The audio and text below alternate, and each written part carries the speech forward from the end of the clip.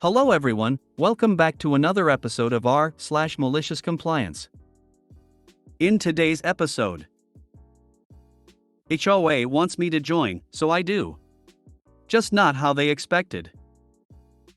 Come to my register while speaking on the phone and tell me rudely to stop talking, ite.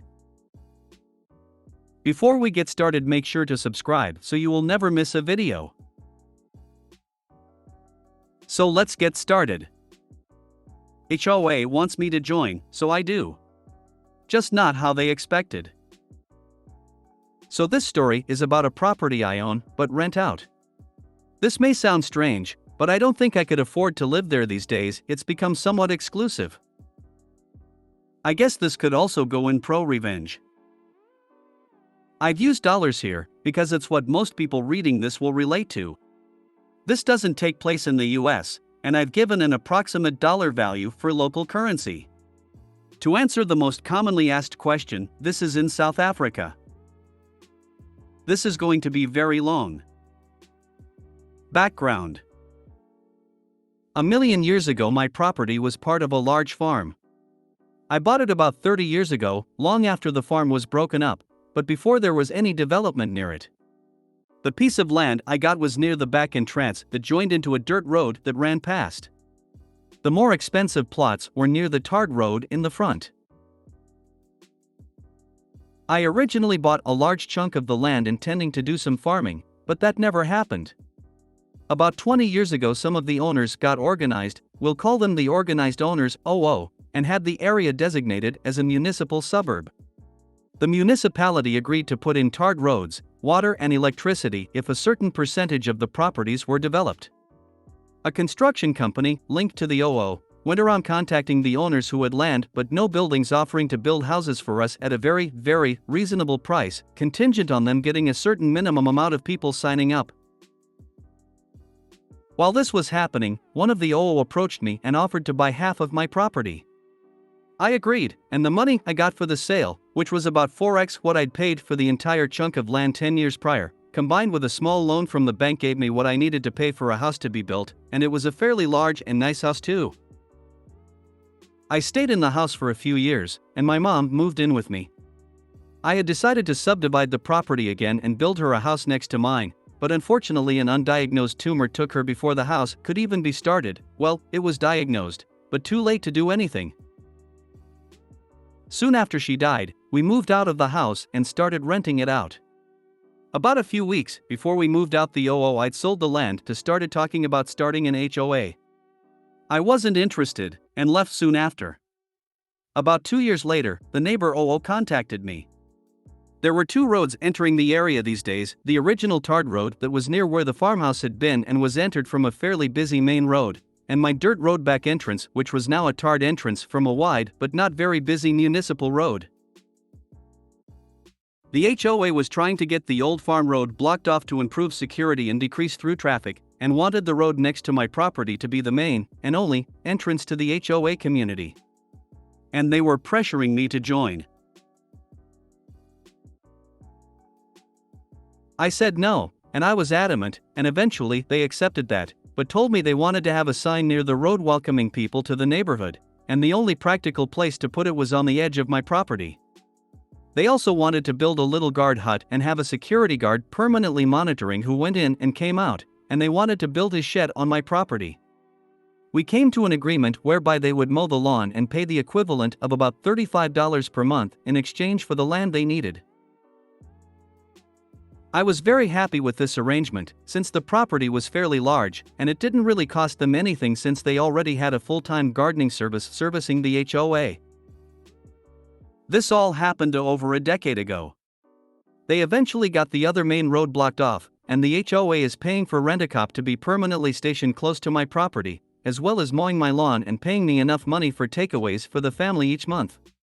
I'm occasionally contacted by members of the HOA to get me to sign up, but I'm really not interested. My property has been rented to the same tenant for all these years, and everything there is going well for me. Until about 3 years ago, when someone scared the crap out of my tenant's young daughter by making strange noises and shooting a gun close to her bedroom window 3 or 4 times over about a month. This scared my tenant, and I guessed it scared the HOA because they and my tenant contacted me with a proposal. I joined the HOA and they give me exclusions from the HOA rules, including exclusions from paying the monthly fees, and in addition they will build a wall around the entire HOA neighborhood, including electric fencing and security cameras. They told me they had wanted to do this for a while but were unwilling to build the wall on property that was not in the HOA. I couldn't see the downside, and so agreed. The dishonest dealings. It took a little over a year to build the wall and get everything completed, which is quite fast. And then a month to the day after everything was done, my tenant got an HOA warning about his dogs barking. He told the HOA that while the property was in the HOA, it was exempt from the rules. The HOA told him that they had canceled the exemptions, and that he had 30 days to comply. He contacted me, and I opened some mail I'd gotten from the HOA. I'd ignored it since I was supposed to be exempt from the rules and fees. Man, did I get a surprise! They had retroactively canceled the exemptions, and were claiming that I pay late fees going back over a year, that the easement agreement had been canceled, and that they were retroactively canceling it a year back because the HOA contract allowed them to use small unused portions of HOA members' land for the common good for free. That I refund them the money they had paid for the easement over that period. That I owed them money for the garden service mowing the large lawn, and that I would be fined for each infraction my tenant failed to remedy. This started an expensive process involving lawyers and the court system that ended with a judge telling me that what the HOA had done was mostly legal. They had the right to revoke the exemptions, but that they had to give me 30 days notice. As I was walking to my car, the neighbor, the one who bought half my land so many years ago, told me that I was stupid to have refused to join when the HOA started, as I could have been a founder member, whatever that means, and that next time I should be sure to understand the documents I signed before signing them. The malicious compliance. Neighbor was right, I should have read the contract better. Also, I was interested in what it meant to be a founding member. Spoiler, nothing, and so when I got home I grabbed the HOA contract I'd signed, as well as all the other documentation they had provided me with, and started reading. I was determined to break every rule I could find a loophole to break. I didn't get past the first page. While the street address of the property is used to identify it for all practical purposes, in the city records it has a unique property number that has to be used on legal records. When my mom moved in, I'd subdivided the remaining property but hadn't yet started building on it. And when I gave the HOA the easement all those years ago, it had been on the property I'd sliced off for my mom. And when the HOA set up the contract, they had simply used the property number from the easement. The next afternoon the neighbor delivered, and had me sign two documents, one telling me that my exemptions would expire in 30 days, and one letting me know that the easement would no longer be required after 30 days. I think he was being a bit malicious here, because I lived about an hour away from the property, and he drove out himself. The revenge. Exactly 30 days to the hour after the HOA had given me the 30 days notice, I knocked on the neighbor's door. Did I mention he was the president of the HOA, and had him signed for two documents? The first was that I planned to build a house on my HOA property, which confused him, and the second was notice that they had 30 days to remove from the property the guard shed, the parts of the electric boom that were on my property, as well as the sign. He tried to engage me but I ignored him, climbed into my car and drove off. Early the next morning I got a call from the HOA lawyer who explained to me that their junk would be staying on my property since it was in an unused part of my land. I explained that I was building a house there, and that the land would not be unused anymore. I could hear the smirk as he told me that building a second house to be spiteful would not be accepted by the courts. I sure hope he could hear the smirk in my voice when I told him that the property in question did not have a house, and was, in fact, barely large enough for a house to be built and would not be large enough for any extraneous buildings. I then told him to go look up the property in question and call me back. I had sliced off just enough to be legal, which was just enough to build a small house. It took them just under 5 days to get back to me.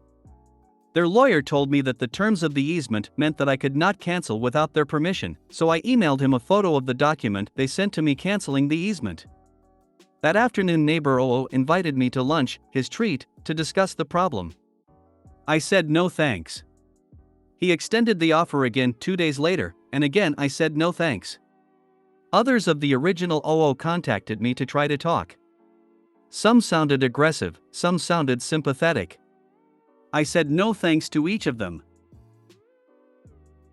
Eventually, the lawyer phoned and asked if we could come to some sort of arrangement. I asked what he had in mind, and he told me that he was prepared to discuss exclusions in exchange for access to my property. So I said no thanks, and please don't call me again. About 9 days before their 30 days was up, I got a call from a different lawyer. He said he wanted to negotiate a surrender, his words, not mine.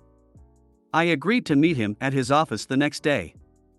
I'd already had documents drawn up, and the meeting was as simple as me giving him the documents and him reading them over. My new easement offer included everything offered by the old easement offer. I changed the line "mow the lawn" to get the property to HOA standards and keep it there since it was now in the HOA. Would cost them about $500 per month instead of $35. This amount would increase with inflation. The previous contract didn't include that bit. When cancelled, for whatever reason, the HOA would have to pay me a cancellation fee of around $7,500. The contract automatically terminated 30 days after. Any disciplinary action was taken against me, my tenant, or the property. Any complaints were levied by the HOA against the property. Any legal action was taken against the property by anyone in the HOA. That lawyer who had offered to negotiate surrender would be allowed to mediate any disputes between us at HOA's expense, and that the HOA would pay all my legal fees if any legal action was taken against me. I deliberately left some insane things in there so that I could appear to concede some points or be negotiated down when the HOA got indignant about the points I actually cared about. The lawyer didn't look happy. He said that my proposal sounded unfair, but that he'd have the HOA president look at them. I reminded him that in 8 days I'd be setting a group of men armed with sledgehammers and anger management issues loose on whatever of theirs was still on my property. That evening I got an irate call from the HOA president. He told me he was never going to sign the new contract. I said okay. He then told me I was charging too much per month, and that it should be at the same rate as the previous contract. I pointed out that when I signed the previous contract the area was under development, and there was at least one other road leading in and out, but that now there was only mine. And besides, mine was now developed with everything they needed. He told me that I was forcing them to sign a document they didn't want to sign. I told him that he was free to not sign it. He whined about everything he could think of. And then eventually told me I'd be hearing from his lawyer. The next morning, surrender lawyer called to ask if I'd be willing to come to their offices to sign the contract. I agreed. When I got there that afternoon, I learned that surrender lawyer was not a lawyer, but a paralegal. He handed me the contract and asked me to sign it. He laughed when I told him I'd have to read through it first to make sure nothing was changed, and mumbled something that sounded like "I'm sure you would." I read the contract. Nothing had been changed. Not a single thing. And the HOA president had signed it, with the surrender paralegal signing as witness.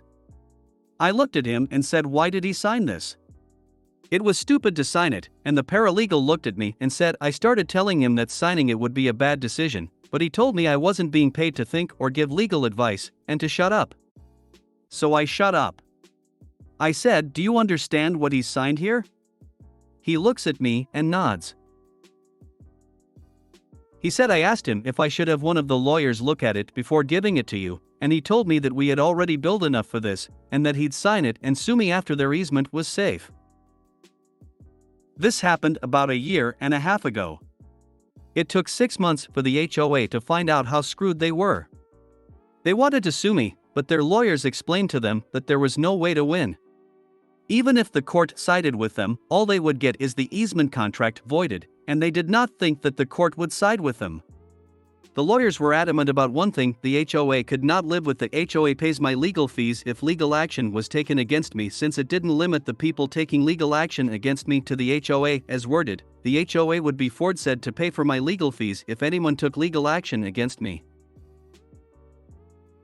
They argued that the courts would probably not enforce that, since the context of the agreement was to do with the HOA. And I told them I was prepared to find out, since the HOA would definitely be the ones taking action against me if they challenged it.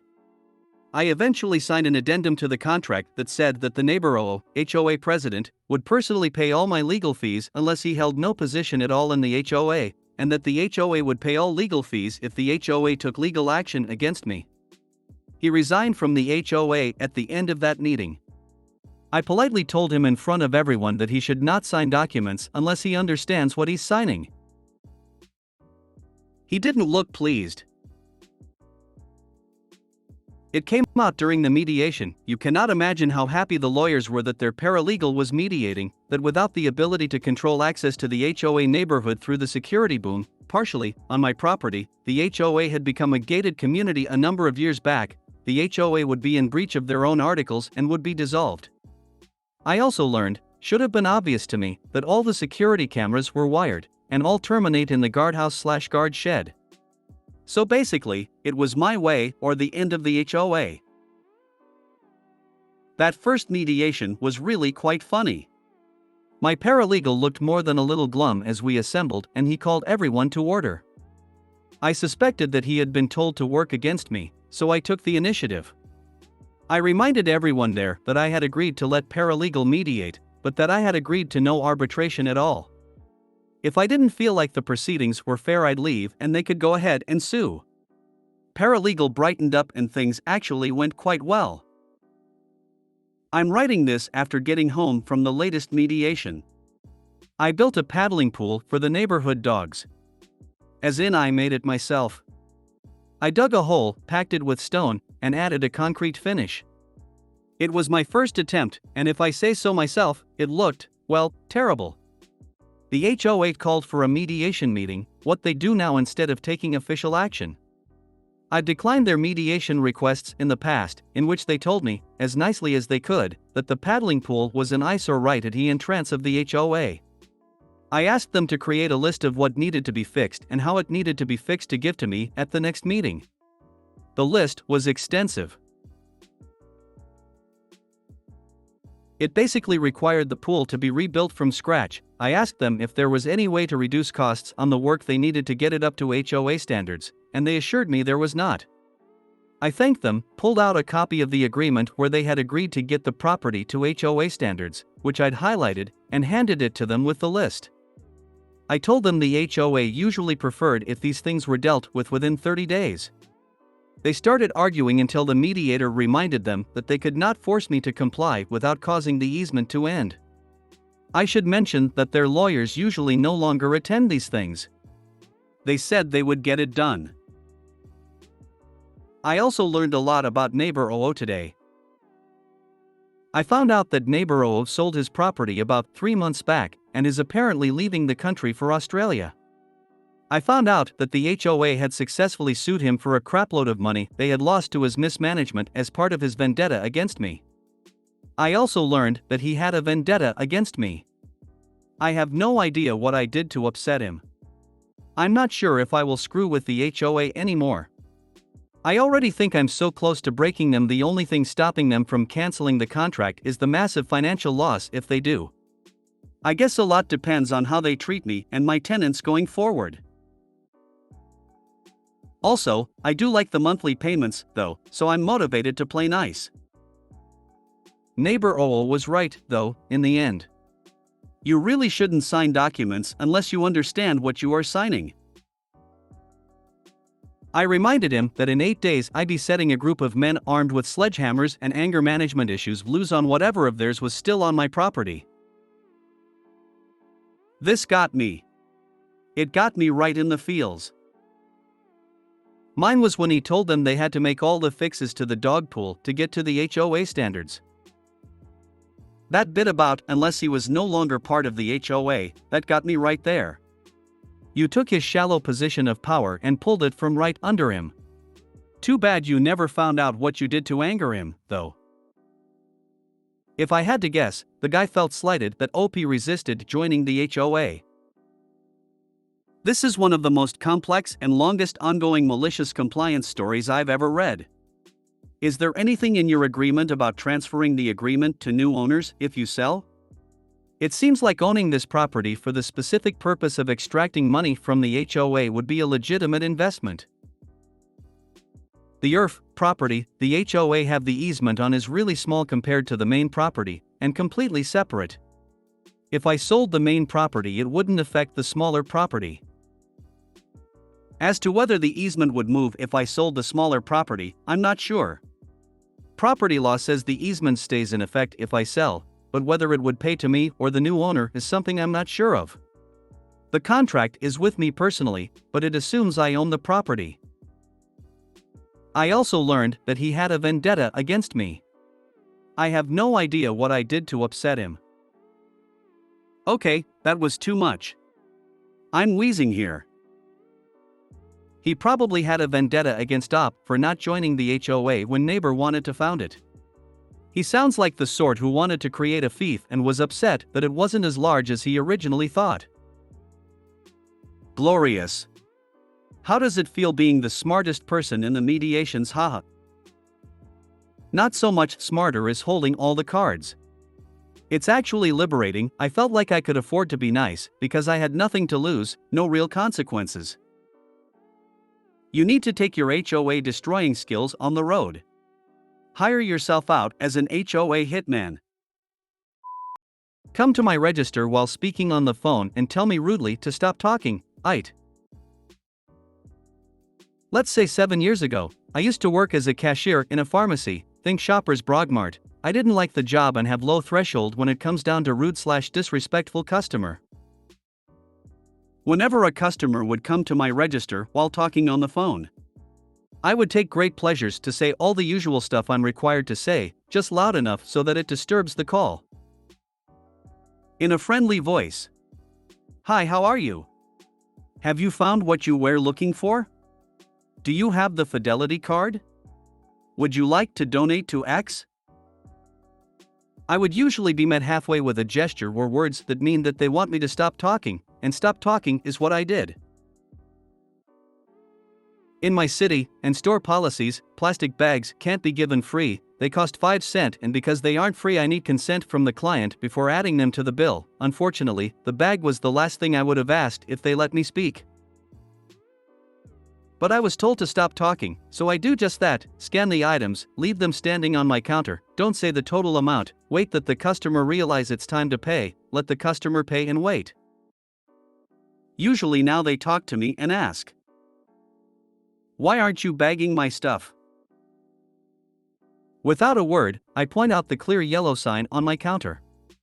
Bag, 5 cents. Most of them pull back their wallet to pay, some grabs their stuff hastily and leaves, still on the phone. Makes me happy. There's a store near me that simply doesn't serve customers who are on a call. There is signage and staff are to just wait until the call is done before saying or doing anything for that customer, pointing at the relevant no service provided to patrons engaged in cell phone conversations sign if they don't get the person's attention. If there's a line, they ignore the customer on the phone, pushing their items to one side and say next please, beckoning the other customer over. Daycare a friend uses has a sign saying they want let parents in who are on the phone. Their correct reasoning is that the child is excited to see the parent and deserves their full attention at pickup. Our local post office has a big sign, we know your phone call is important to you, so we won't serve you till you're finished. I love that. If you made it to the end of the video, thanks for watching. Don't forget to like, subscribe and share, and we will see you in the next video.